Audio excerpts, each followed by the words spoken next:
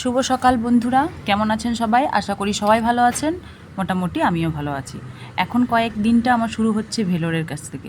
কারণ হচ্ছে আমি তো এখানে আছি, তাই এখান থেকেই ব্লগগুলো ছোট ছোট করে বানাচ্ছি। সেরকম সময় পাচ্ছি না, তবে যেটুকু পাচ্ছি আপনাদের সাথে শেয়ার করছি। ভাত আমি আগেই করে নিয়েছি, ভাতটা একটু ফুটিয়ে উপরে রেখে দিলাম, কারণ হচ্ছে একবারে ভাত করতে এইটুকু গ্যাসে গ্যাসটাই শেষ হয়ে যাবে, তাই একটু ফুটিয়ে রেখে দিলাম, আবার একটু পরে ফুটিয়ে নেব। আর আলু সেদ্ধ মাখা করব, সেই জন্য পেঁয়াজ রসুন লঙ্কা কুচি করে ভেজে নিয়েছি।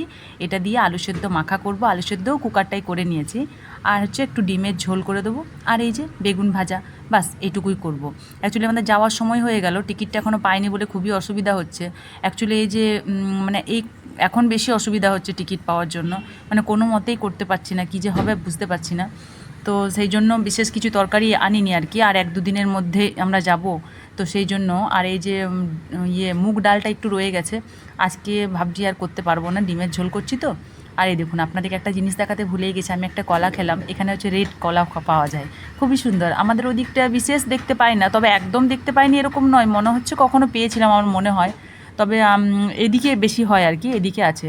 এই দেখুন আপনাদেরকে দেখাই, একদম লাল দেখতে, খুবই সুন্দর দেখতে। আর কিন্তু এরকম হলুদ কলাগুলোর থেকে না এটার একটু দামও বেশি।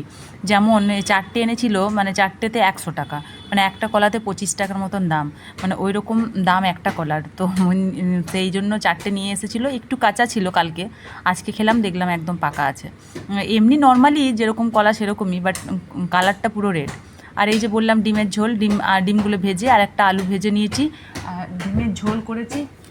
আর ডিমের ঝোলটাতে দিয়ে দিলাম ডিমগুলো, ফুটে গেলে নামিয়ে নেবো, বাস তাহলেই হয়ে যাবে কমপ্লিট। আর হচ্ছে ছোট্ট কুকারটা, ওটা হচ্ছে আমি ঘর থেকে নিয়ে এসেছিলাম, যেটা সেই রিসুর কুকার।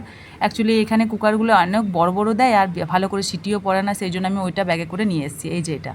আর সব কিছু ময়লাগুলো একটাতে রেখে দিলাম, ফেলে দেবো ডাস্টবিনে, আর এখানটা একটু মুছে তারপরে হয়ে গেল রান্না কমপ্লিট। আর আমার অসুবিধা নেই, বাস এটাই করে নেবো। আর আজকে শ্বশুরমশাইয়ের আছে লাস্ট আজকে, দেখানোর ডেট, তো সেই জন্য গেছে আর কি।